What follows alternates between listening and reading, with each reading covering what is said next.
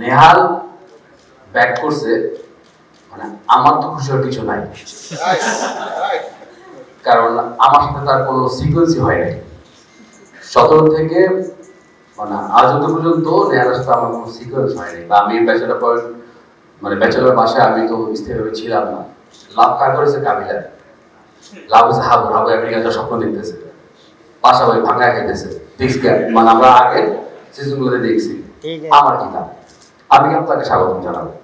এই জন্য জানাবো, যখন আমি ব্যাচেলর পয়েন্টে ঢুকি, যখন আমি বজরা বাজারে চাকরি হই, তারপর থেকে আমি যে সেটে কাজ করছি বা ভাই ব্রাদার যারা ভালোবাসে আমাদেরকে, যাদের সাথে দেখা হয়েছে, সবাই বলে ভাই নেহাল ভাই কই, নেহাল কই, উনি কি আসবে না?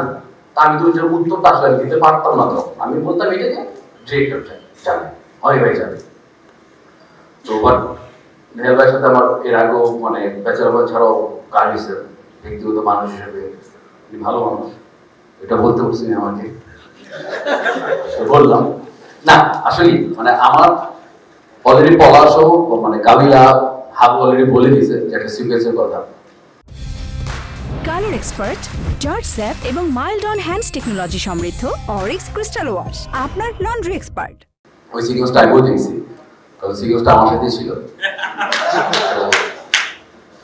দেখার পর আমাকে অলরেডি দেখেন, আমাকে তুমি দেখেছে। দেখার পর আমার কাছে আসলে আমি নিজেও খুব ইমোশনাল হয়ে পড়ছিলাম যে কি সুন্দর কামব্যাক। তো সবাই আমাদের টিমের জন্য দোয়া করবেন। ব্যাচেলর পয়েন্টের প্রত্যেকটা মেম্বারের জন্য আপনারা কি ভালোবাসা দিয়েছেন, এটা আপনাদের সবাইকে ধন্যবাদ। এত কষ্ট করে আসেন এখানে। ব্যাচেলর পয়েন্ট টিমের সাথে থাকবেন, বঙ্গের সাথে থাকবেন, মুমকিনের সাথে থাকবেন, আমাদের সাথে থাকবেন, আমরা আপনাদের সাথে আছি।